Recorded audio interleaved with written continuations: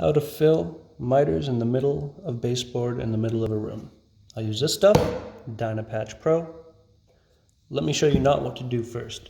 You have your mud. Do not go directly to fill it. This side might be higher than that side or vice versa. There's some nail holes, so first scrape.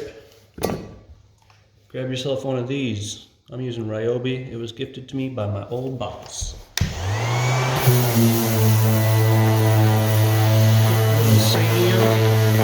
Connecting the pieces. So now you can see this right side is going down. That means it was higher than the left side.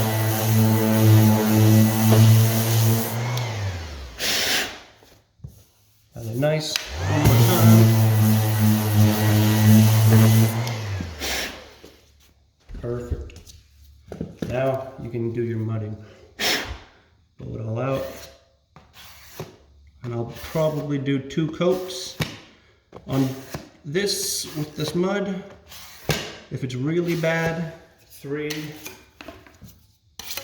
And some door frames and window miters might even take 3 because I don't know why. They just sometimes do. Anyways, one more coat of mud on that and we're good.